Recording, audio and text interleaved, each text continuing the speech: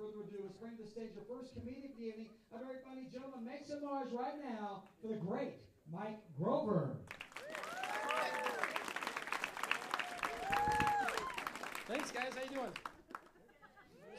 Nice. Very cool. Put that off the cord. You guys look great. Right on. Let's see. Who's here at Wiseguys for the first time? For the very first time. Awesome. Round of applause, I guess. Works. In the front row, you can raise your hand. I guess that's cool. Cool. Well, awesome. Tim Meadows is here. How cool is that? Yeah. Tim Meadows. Like one of my heroes. How cool. So excited to do this. Who's celebrating anything today? Anything special going on? Any birthdays or anything like that? Birthday? Yeah. Where at? Right there. All right, cool. Sad birthday going on. It's his birthday. Pretty sad birthday. And there was another one I missed. There was another birthday somewhere in the back. Nice. Slightly more excited birthday. Very cool. I don't know if you mentioned this before. Like, my name's Mike. I'm from Logan. Logan! Yeah, you from Logan? Oh, nice. Utah State. Very cool. Okay. All right, yeah. There are schools in Logan. That's true. Let's move on. No, I'm from Logan. I work full-time in Logan, then I do stand-up at night and on the weekends down here. And that's a really tiring schedule to keep. Driving down that much, especially at night, and I get tired. And when I get tired, I like to get a coffee. I don't drink it. Yeah, because I'm Mormon. But the pure rush of adrenaline that I get from just buying a cup of coffee, that'll keep me awake for hours. What I'm trying to say is guilt is a much more effective stimulant than caffeine, especially when you're raised on it. I definitely was. Let's see. I am a Mormon. I didn't just say that for that joke. Yeah, that would be weird. I did have a lady at one of the shows here yell out when I said I'm Mormon. She said, "No, you're not." I'm like, I didn't know how to respond to that. Because that's not a cool lie. I was like, really wish she hadn't called me out on that fib. I was hoping it was going to get me late after the show. That was my golden ticket. No, I'm Mormon. I'm bad at it. I'm bad at it. It's hard.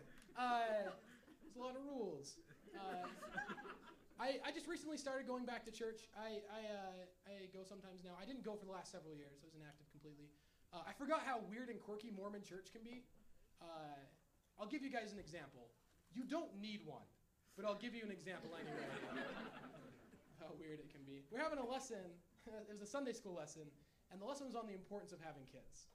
And just a quick side note, kind of an unnecessary lesson for Mormons. I don't want to sound arrogant, but we're nailing it. We're doing a pretty good job. It was funny, too, because in the class, somebody thought it was important to point out. He raised his hand and pointed out that not only should we have kids, but each of us in the church should have a lot of kids. And he explained why. He explained that if each of us in the church have a lot of kids and raise those kids in the church, then each of those kids each have a lot of kids, and they raise their kids in the church, then the church is going to grow like crazy. At which point I pointed out, so it's like a multi-generational pyramid scheme. Yeah, they reacted a little bit differently than you did. It's this pyramid scheme where you have 5 kids, you get them to have 5 kids, they all pay 10%.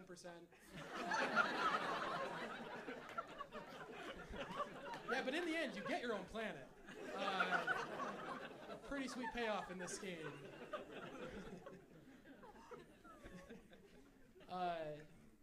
Mormons should use that to advertise more, I think. That's cool. We pretend like it's not a thing, but it totally is. Be a Mormon, get a planet. What do other religions say? Play a harp on a cloud? Screw that.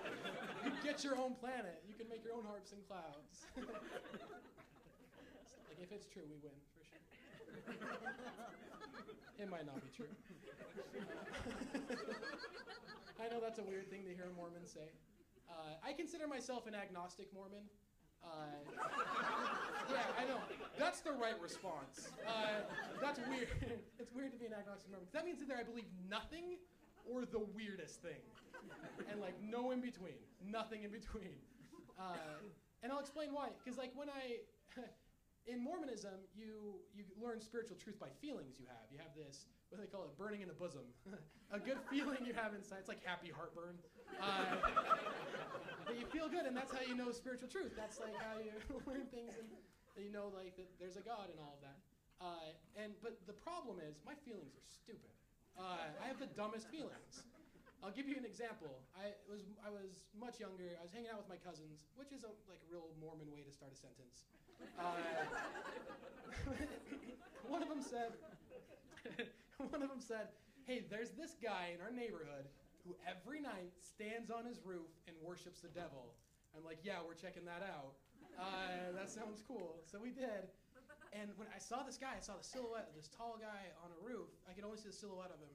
And I felt this like weird, evil feeling inside. I was like, whoa, I've never felt anything like this before.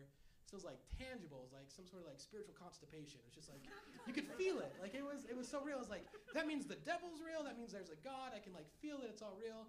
And then he told me that it was a chimney. So that's how dumb my feelings are. Like, my feelings are, like, about as accurate as, like, that could be a person or a chimney. It could be a chimney. That's, like, the standard deviation of Satan. That's my margin of error for spiritual truth.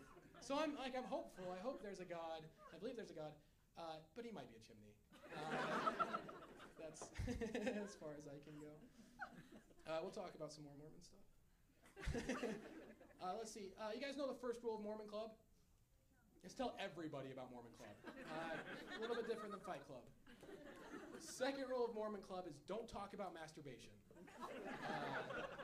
It's an unwritten rule, but a pretty strict one. We don't talk about it. It's so strict, in fact, that we have a pamphlet that explains it in case anybody ever says the M word. And this pamphlet explains what goes on down here by comparing it to a little factory. This is true. Because there's like nothing that tweens understand better than the manufacturing industry. That's the right way to bridge that gap. This pamphlet explains that your little factory has an automatic release valve. Yeah, it usually goes off at night.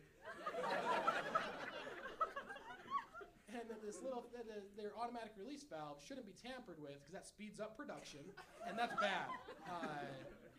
So I was conflicted. Because I was raised Mormon, but I was also raised a capitalist.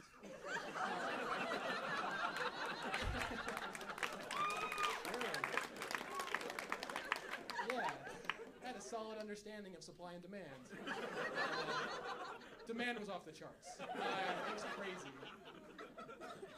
So, as CEO of my little factory,